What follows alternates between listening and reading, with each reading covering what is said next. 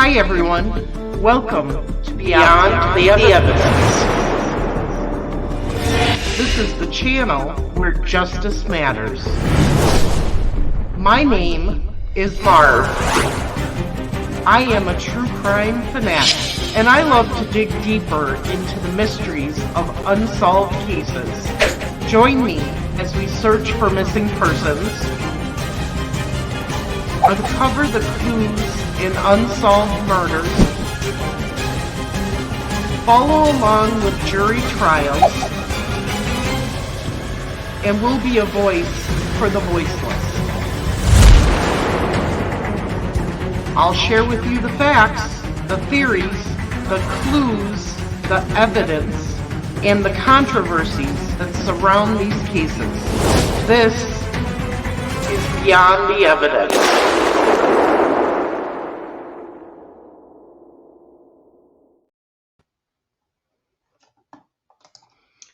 Hello, welcome to Beyond the Evidence, where we are a voice for the voiceless, because justice matters. Today, we remember Nicole Simpson and Ron Goldman. It has been 30 years where the Brown and Simpson families have been searching for justice for their loved ones, Nicole and Ron. Before we can remember Nicole and Ron, we have to discuss the man that police and prosecutors thought committed the crimes. O.J. Simpson was born on July 9th, 1947, and he passed away recently on April 10th, 2024. He was 76 years old at the time of his death. O.J. Simpson passed away after a battle with prostate cancer. His condition worsened in recent months, and he was reportedly in hospice care for the final months of his life. According to reports, he made the decision to be sent home with a hospice care plan 2 weeks before his passing. During this period, he was losing and regaining consciousness, slept quite a bit, and required the assistance of his medical team. He was surrounded by his family when he passed. O.J. Simpson's final will has been a topic of interest and speculation since his passing. According to recent reports, his will was revealed in court documents, and it appears that he intended for his property to be placed into the Orenthal Simpson Revocable Living Trust, which was created on January 25th, 2024. The documents also named Las Vegas attorney Malcolm Laverne as Simpson's personal representative. The details of the will have sparked discussions, as it was reported that Simpson wanted nothing to go to the Goldman family. This has been a point of contention considering the history between Simpson and the Goldman family. Furthermore, it has been confirmed that Simpson's family plans to cremate him, and they have denied a request for his brain to be donated to scientific research. As the family prepares for the funeral amid disputes over the estate, there seems to be a division of wealth that is causing tension. It's important to note that Simpson's assets will likely have to go through the probate process in court before any heirs can collect on them, as per Nevada law. This process must be initiated within 30 days of his death, and if not done by the family, creditors can begin the process. During the probate process, creditors generally have priority over beneficiaries. The estate's assets are used to pay off any outstanding debts before any distributions are made to the beneficiaries. Here's a general order of a priority in which debts are settled. Secured debts, like mortgages or car loans, where the asset was used as collateral have top priority. Funeral expenses and medical expenses related to the last illness or death. Family allowance for family members who relied on the decedent for support. Wage claims for unpaid wages to any employees. Unsecured debts, such as credit card debt and medical bills, are a lower priority. If the estate does not have enough assets to cover all the debts, then secured debts are paid first, and unsecured creditors may only receive a partial payment or none at all. It's important to note that certain assets, like life insurance policies and retirement accounts, typically pass directly to the designated beneficiaries and are not subject to probate. In the case of O.J. Simpson, the debts owed to the Brown and Goldman families from the civil trial will be a significant factor during the probate process. Since Simpson was found liable in a wrongful death lawsuit in order to pay a substantial judgment to the families, this debt is considered a secured debt. Here's what typically happens in such situations. Secured creditors, like the Brown and Goldman families, have a priority claim on the estate's assets over unsecured creditors. The estate's executor or administrator will need to address these claims as part of the probate process. If the estate's assets are insufficient to cover the judgment, the families may not be able to collect the full amount owed. Any assets that Simpson may have transferred to avoid paying creditors could potentially be brought back into the state if deemed fraudulently transferred. The Brown and Goldman families could be first in line to claim against Simpson's assets as they go through probate court, and they may have a stronger claim now than before Simpson's death. However, the exact outcome will depend on the total value of Simpson's estate, the nature of his assets, and the specifics of the probate proceedings.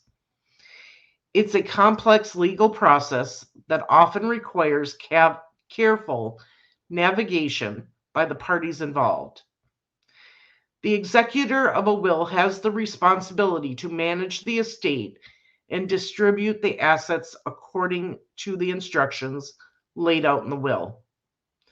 They do not have the authority to change the distribution of assets mentioned in the will or decide who gets what if the will is clear on its instructions. In the case of O.J. Simpson, if his will specifies how his assets should be distributed and does not include the Brown and Goldman families, the executor must follow those instructions. However, the judgment from the civil trial where Simpson was found liable is a debt of the estate. The executor is obligated to pay any valid debts before distributing assets to the beneficiaries. If the will does not provide enough assets to cover the judgment, the executor may have to sell estate assets to satisfy the debt.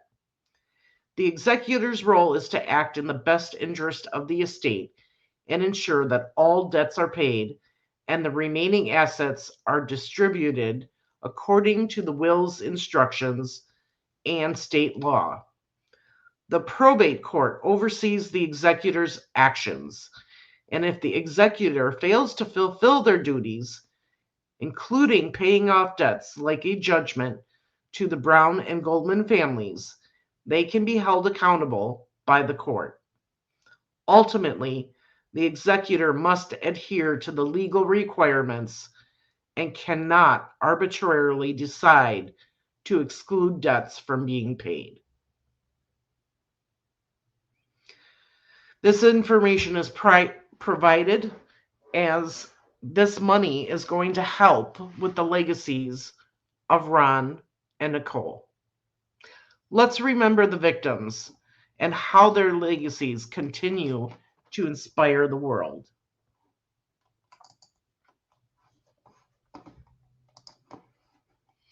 Nicole Brown Simpson's life was one marked by vibrance, love, and tragedy.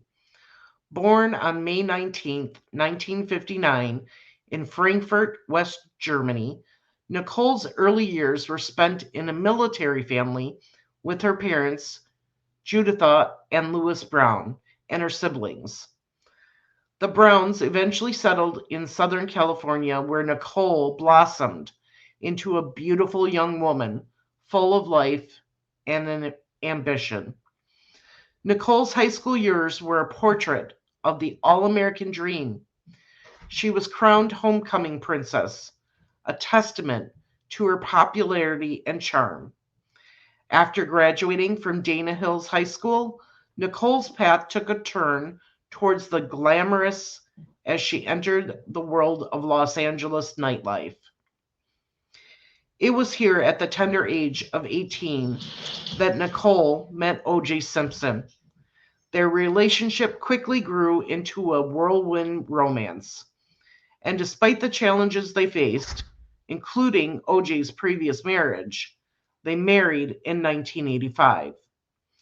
Nicole and O.J. welcomed two beautiful children into the world, Sydney Brooke and Justin Ryan, who brought immense joy into Nicole's life.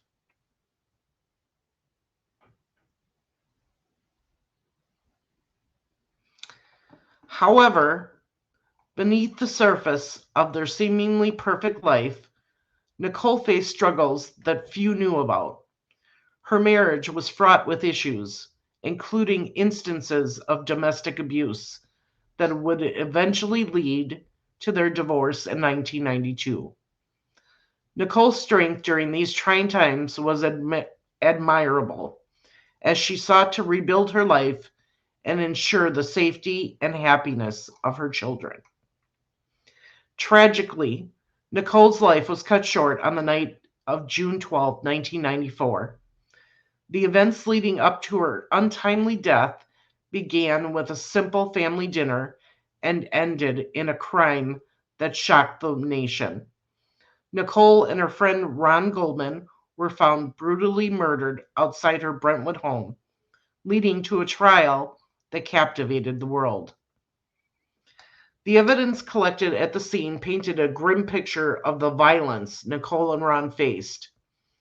DNA, blood, hair, fiber, and shoe evidence all played a role in the investigation, highlighting the severity of the crime. The loss of Nicole and Ron left a void in the hearts of those who knew them and sparked a conversation about domestic violence that continues to this day. As we remember Nicole Brown Simpson, we honor not just the headlines that her life eventually attracted, but the person she was. Nicole was a daughter, a sister, a friend, and above all, a loving mother. Her legacy lives on through her children and the many people who continue to be inspired by her story to advocate for victims of domestic violence. Nicole's life, though marred by tragedy, serves as a reminder of the resilience of the human spirit. Her memory encourages us to cherish our loved ones, stand against injustice, and strive for a world where every individual can live free from fear and harm. In honoring Nicole Brown Simpson, we celebrate her life and the light she brought into this world.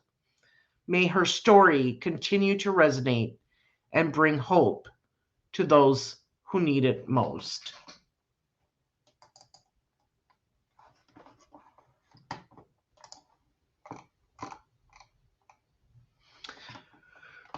Remembering Ron Goldman, a life cut short. Ron Goldman's life, though tragically cut short, was marked by his vibrant spirit, his aspirations, and the love he shared with his family and friends. Born on July 2nd, 1968, in Illinois, Ron grew up in a loving home with his parents, Sharon Ruffo and Fred Goldman, and his younger sister, Kim.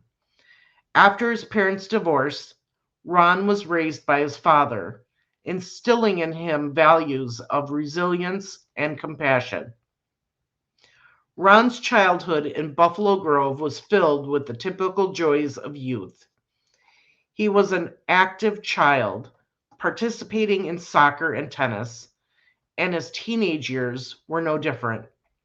His commitment to helping others was evident early on, as he volunteered as a camp counselor and worked with disabled children. The sense of service would be a defining trait throughout his life. At 18, Ron moved to Southern California, chasing the sun and his dreams. He took classes at Pierce College and held various jobs, from a tennis instructor to a waiter, even dabbling in modeling. His aspirations were as bright as the California sun. He envisioned opening a bar or restaurant in Brentwood, symbolized by the Anka, an emblem of life that he proudly wore as a tattoo. The last night of Ron's life, June 12th, 1994, began like any other.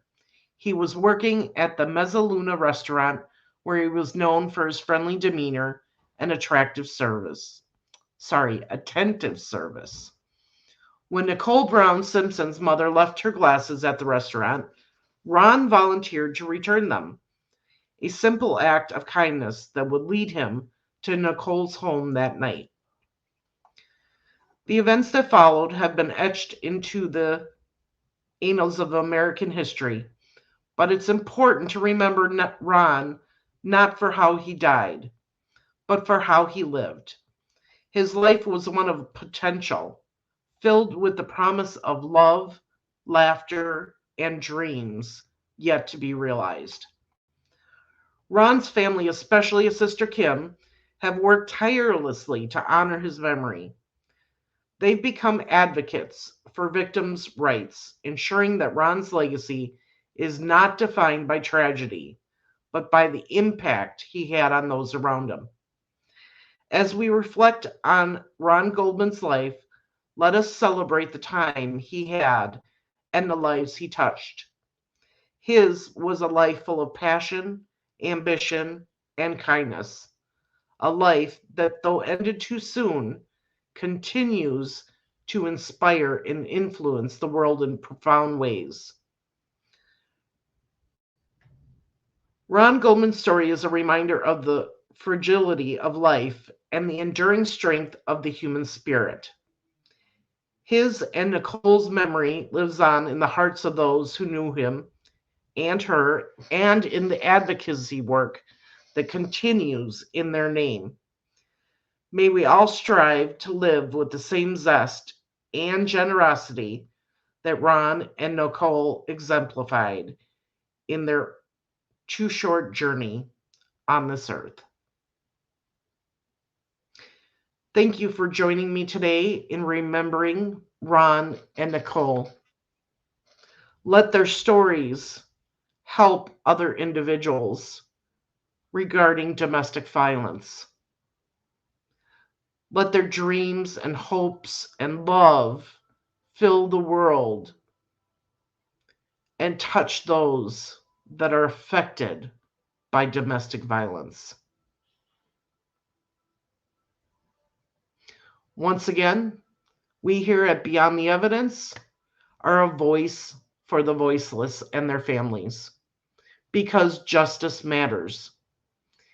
Even though O.J. Simpson was acquitted in the criminal trial, he was found guilty in a civil trial.